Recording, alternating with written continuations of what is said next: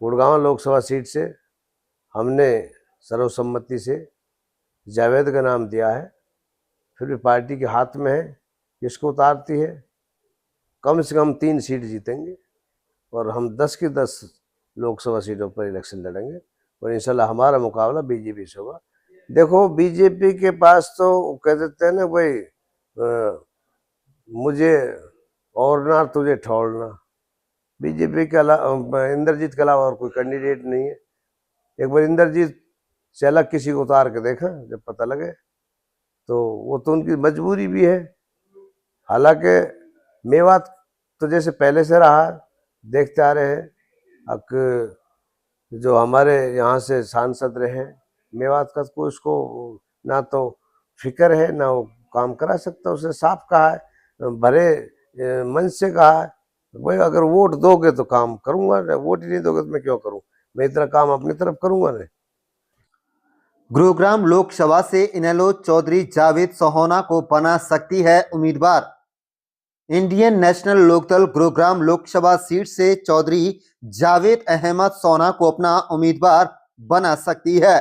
Party के नेताओं व कार्यकर्ताओं ने आलाकमान से चौधरी जावेद सोहोना को इंडियन नेशनल लोकदल का गुरुग्राम से उम्मीदवार बनाने की सिफारिश कर दी है।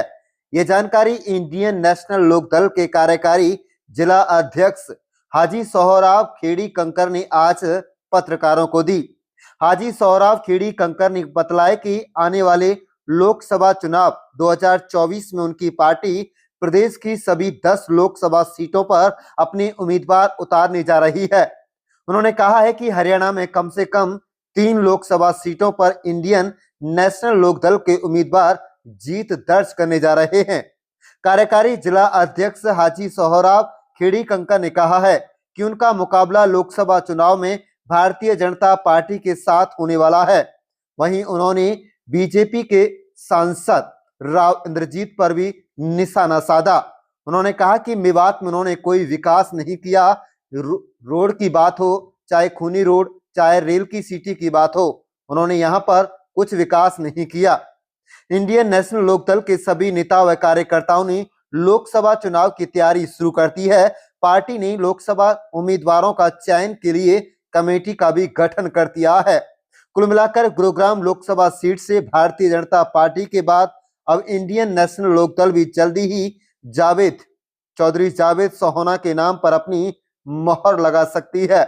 आपको बता दें कि चौधरी जावेद अहमद सोना कुछ दिन पहले ही आम आदमी पार्टी छोड़कर इंडियन नेशनल लोकदल में बड़कली चौक पर आयोजित हुई अपनी भतीजे अमन अहमद की रैली में शामिल हुए थे। उन्होंने सोहना विधानसभा से बसपा की टिकट पर पिछला विधानसभा चुनाव लड़ा था और तकरीबन 41,000 वोट उन्हें हासिल हुए थे।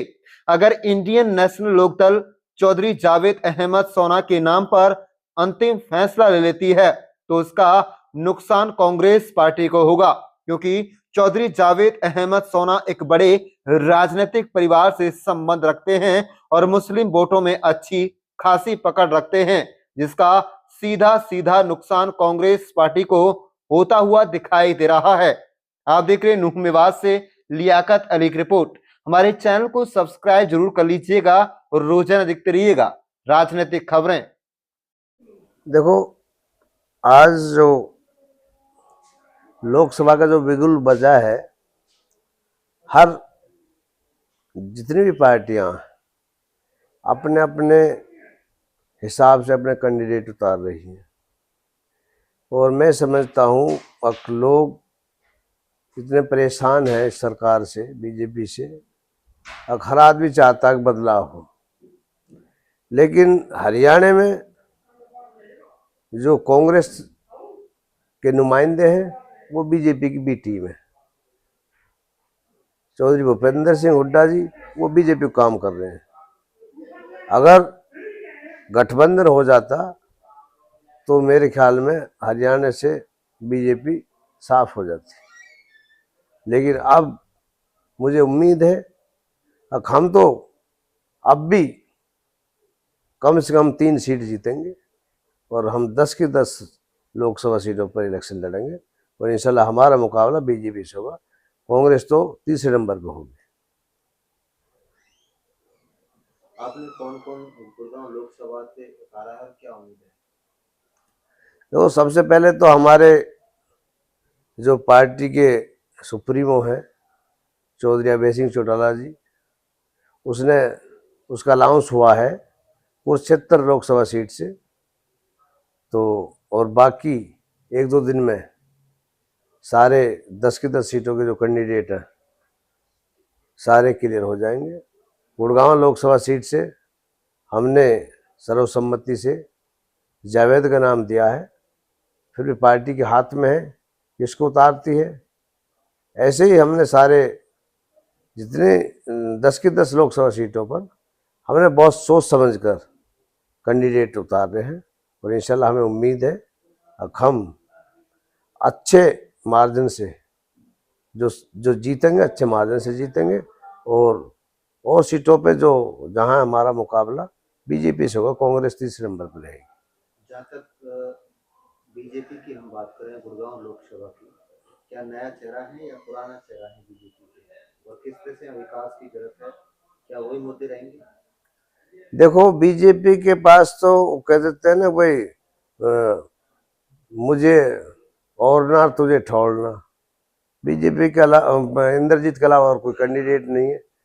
एक बार इंद्रजीत से अलग किसी को उतार के देखा जब पता लगे, तो वो तो उनकी मजबूरी भी है। हालांकि मेवात तो जैसे पहले से रहा, देखते आ रहे हैं। जो हमारे यहाँ से सांसद रहे मेवात का, कोई उसको ना तो फिक्र है ना वो काम करा सकता। उसने साफ कहा है, भरे मन से कहा है, भाई अगर वोट दोगे तो काम करूंगा, वोट ही नहीं दोगे तो मैं क्यों करूं, मैं इतना काम अपनी तरफ करूंगा ना। किस तरह के वादे उन्होंने किए थे जाते हुए किसी की वजह? हाँ, बड़े बड़े वादे 10 साल से वादे करते आ रहे हैं, लेकिन आप बताओ ना कोई एक भी वादा पूरा किया हो तो।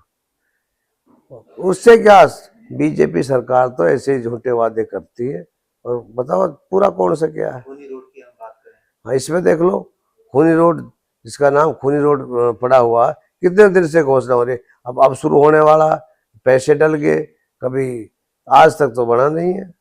तो ये सब ढकोसलेबाजी है, पब्लिक को चूतिया बना रहे हैं। जब इलेक्शन का टाइम आ जाता है तो ये घोषणाएं करते हैं, लेकिन घोषणा इनकी सारी फीकी है, कोई धरातल पे कोई काम नहीं है। सारे लोग परेशान हैं, चाहे कोई भी हो, चाहे कर्मचारी हो, चाहे किसान हो, चाहे मजदूर हो, चाहे बहरहाल कोई भी हो, सब पूरा हिंदुस्तान परेशान है इस सरकार से।